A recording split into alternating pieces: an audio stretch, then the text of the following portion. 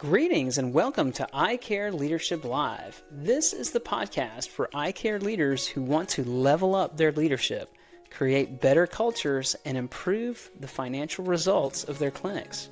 Now, let's join the show. Greetings, everybody. Today's topic is, do you need another manager in your eye care clinic? And I imagine that this is a question that a lot of you think about because you're probably saying, I'm overloaded. I don't have enough time to do all the things that I need to do. And you've probably given some thought to whether you need help as a manager. And I'm here to talk about that. That's a key question, and I'm glad you're asking yourself that. And what we're going to get into here in this podcast is, what are some things to think about? What are the reasons why you should consider adding a manager or supervisor or leadership position? Maybe some of the things that would make you not do that. And maybe a little bit about what to look for if you decide you're going to do that. So, what are some reasons to add a manager, and what are some of the signs that you need to add another leader in your office? Well, one one thing to think about is, what kind of feedback are you getting from your employees? If your employees are saying, we can't find a manager, we don't feel supported, um, when we have an issue, the manager is unavailable, that is a real red flag, because you need your employees to feel supported, because they're over there handling issues without you, and they're feeling unprepared and underinformed about how to handle those issues, or else they wouldn't be looking for you. And so if they are looking for support and not getting it, that is a bad sign. The other thing that can happen is, they may just say, you know what, I don't really enjoy being somewhere where I can never get my manager's attention or get time from my manager. And that's a real thing. If you're a technician or you work at the front desk, you are under a lot of pressure. Patients are coming in and they're lining up and they're being demanding, and they have questions and issues. And as an employee, you're trying to handle those the best you can, but there will be times when you feel unsure and you want to have a manager step in. And if that manager is unavailable, you're not gonna feel good. You're not gonna feel good. You're gonna feel unsupported, and it's gonna cause you stress. And if you know anything about how I look at employee retention, the first thing I think about is neurology and safety. And if you are doing things that make employees feel unsafe, i.e., or e.g., for example, not being there when they need you, that they are going to feel unsafe. They're going to feel like they're going to feel a threat, perceive an emotional threat, and that tends to produce turnover. And so, all coming back full circle here, if your employees are feeling unsupported, we need to add some additional supports. And sometimes that comes in the form of a new manager, or maybe like a team lead, or some level of structure to give them support. Okay, so that's one sign. Another sign is, if you are managing more than, say, 15 direct reports. If you have more than 15 direct reports, then you are likely starting to become less accessible. It's hard to really have a good relationship with each person individually if you're over 15 or so. Now, that is going to vary a little bit depending on the experience of the employees and their competence. But assuming you're dealing with an average array of employees, average array of experience levels, I would say around 15 is when things start to break down. One of the things I recommend is to meet with your direct reports one on one once a week. And if you have too many direct reports to do that, then that is a sign that you're overloaded. And it's a sign that you're not going to be able to build the kind of trust with your staff that I would consider ideal for employee retention. And we know that losing an employee, let's say an ophthalmic technician, is going to cost your clinic about $25,000. That's the value of an employee turnover. And there are many things, I'm not going to get into that, but there's a real value to employee retention. And so, yes, there's a cost to having additional management. But there's also a cost to turnover. So just remember that when you're thinking about maybe adding staff or management, um, if you can retain employees, if it can help you retain employees, there's a real benefit. What are some other signs? Your own feelings. Are you feeling burnt out? Are you feeling unsupported in your job and pulled in too many directions? That is an important data point, and one that you can take to your managing partner or the doctor that runs your clinic and say, look, I don't feel supported. I'm being run ragged here. Because as a manager, you need to have the mental clarity and the mental tranquility to be able to think productively about the clinic and its operations. And if every day when you think about coming into the office, the clinic, you're dreading it because you have too many things on your plate, then eventually you're going to burn out. You're going to kill the golden goose, or the goose that lays the golden eggs, which is you, right? Because you help the clinic function.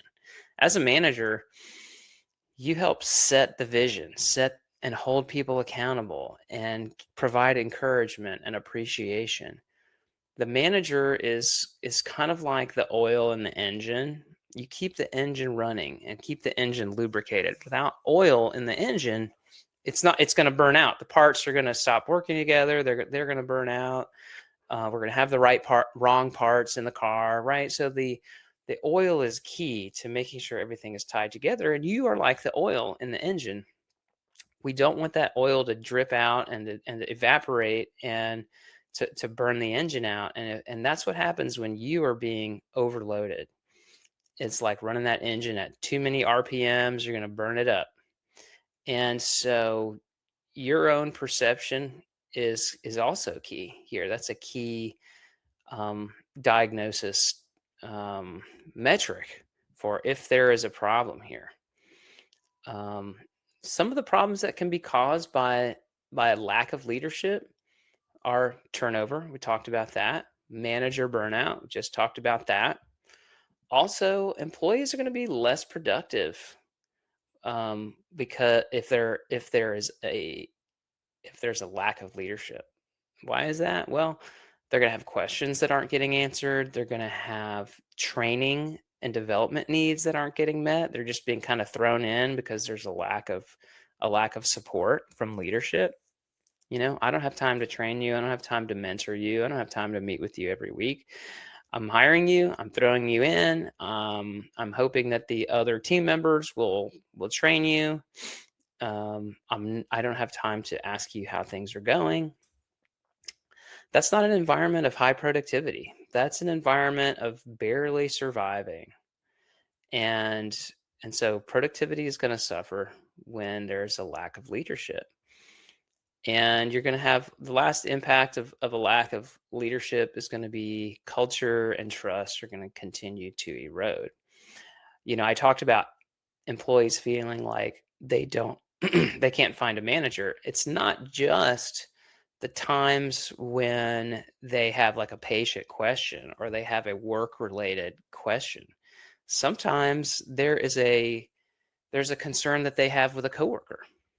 Sometimes there's a concern they have about the job itself, and they want to talk kind of big picture about their future within the clinic. If you are not available for those discussions, or when you are available, you're in a rush, you're not really paying attention, you're not listening, they are going to realize that, this is not someone who's going to be able to help me with this issue. They're overworked, they're stressed.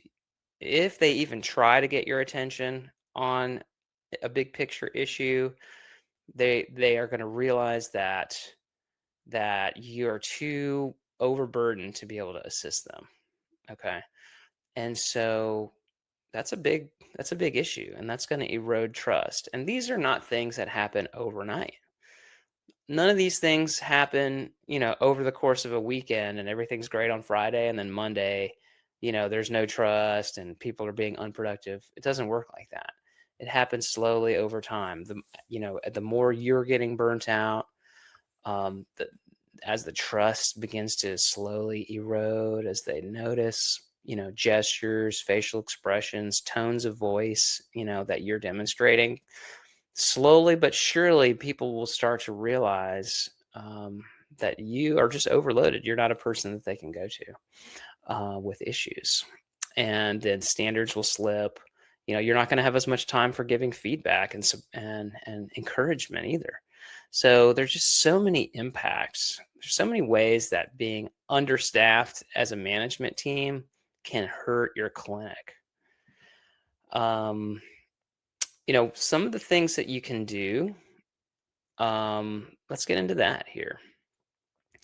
One thing that you can do, and that doesn't even require hiring a new manager, is deputizing or delegating some of your work to what I would call like a team lead, or a training specialist, or a clinic workflow quarterback, or a guru, or something like that, right?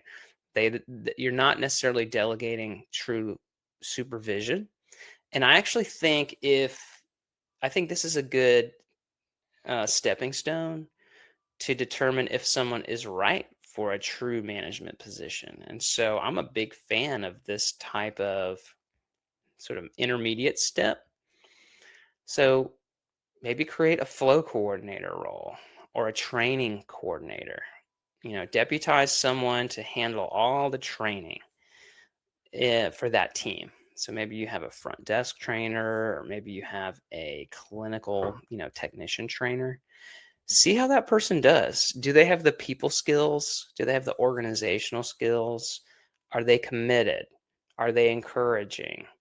Do they have the technical knowledge? Are they willing to confront difficult issues, as they come up? Create a role like that and see how they do. That is a wonderful step before actually delegating true management to someone on your staff. And so I think that's a really good idea. So that's one thing you can do. Another thing that you can do, and that you should do, is assess potential leaders based on their you could say soft skills, or their emotional intelligence, or their people skills. That is equally important to their technical knowledge. To be a leader, you do have to have technical knowledge. You do have to be competent in clinic workflow. You have to be competent in technician skills. You have to be competent in handling, patient upset patients, or handling the software. Things are all true, but equally important is the people skills, because this is a leadership role. Whether you're actually needing supervision, or whether you are just putting someone in sort of a specialist coordinator, quarterback type of a role, it's still a leadership position. You have given them some additional authority. And if this is a person who is going to abuse that authority, or be bossy, or commanding, or overly meek, and they're not willing to step into that leadership, some of those behaviors are things that you want to watch out for, right? So look for people skills. And I don't just mean being nice. Being nice is not what I mean by people skills in management. What I mean is being encouraging, being direct yet diplomatic, being clear with your positive feedback, and being clear with supportive, constructive, or negative feedback. Clarity is really important. Timeliness is really important. Positivity is important, but it's not positivity without clarity, positivity without constructive feedback is not useful. It's not useful.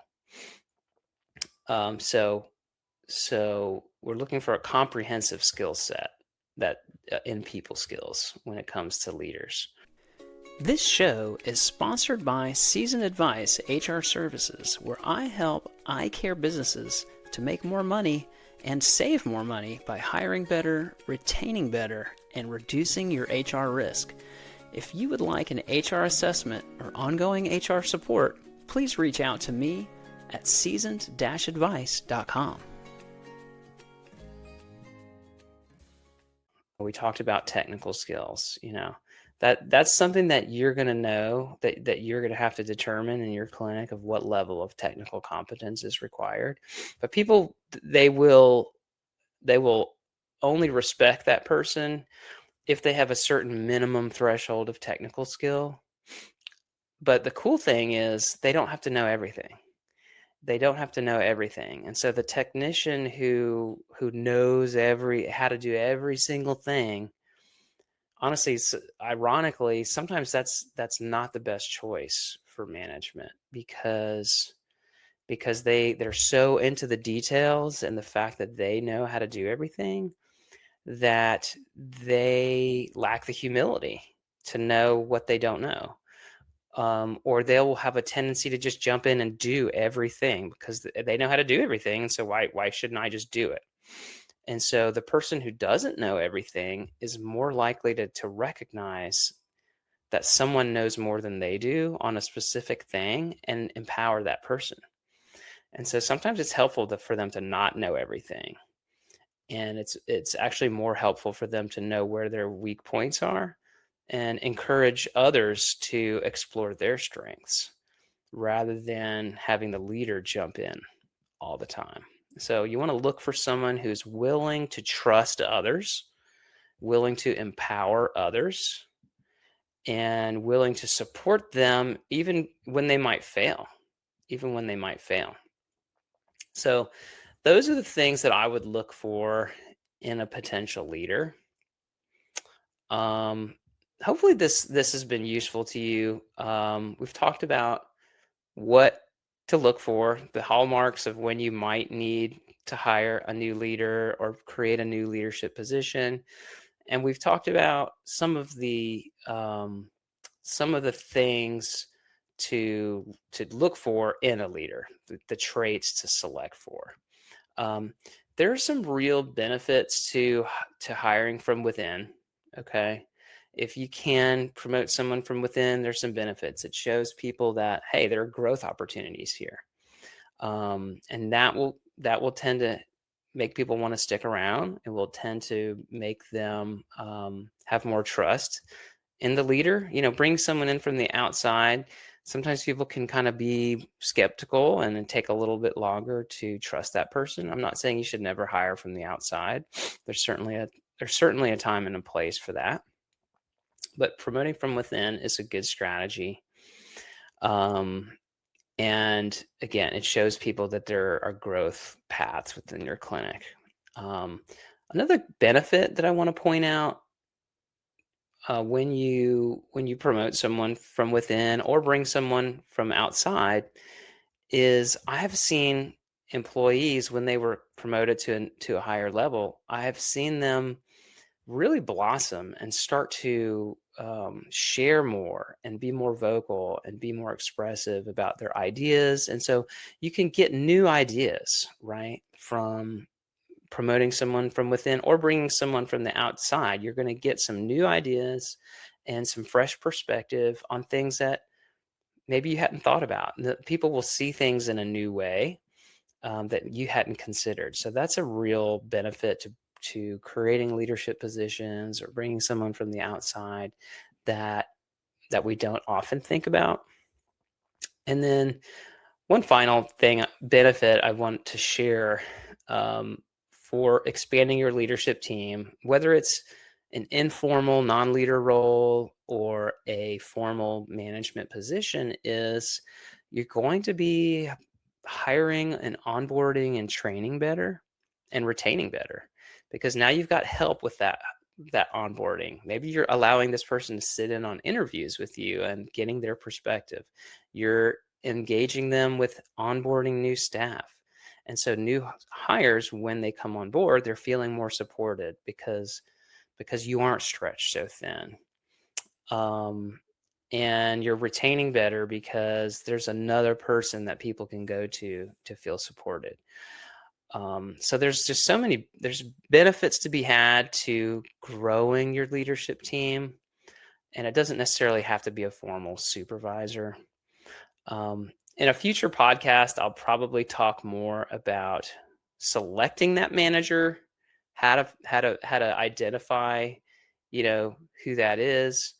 But hopefully in this episode here, you've learned a little bit more about what the signs are that you do need to hire and the benefits that can come from doing that. I hope that was useful. I'd love to hear from you. Share your feedback with me. If you like this show, please follow here on YouTube if you're watching on YouTube, or follow on your favorite audio platform. And we'll see you next time here on iCare Leadership Live. Well, that brings this episode of iCare Leadership Live to a conclusion. If you enjoyed this episode, please subscribe to the show on your podcast app and share it with someone who would value the content. I promise to bring you more guests and content to help make you a better iCare clinical leader. I also invite you to subscribe to my HR newsletter for iCare leaders. You can find information about that at seasoned-advice.com. Now go out there and lead with confidence.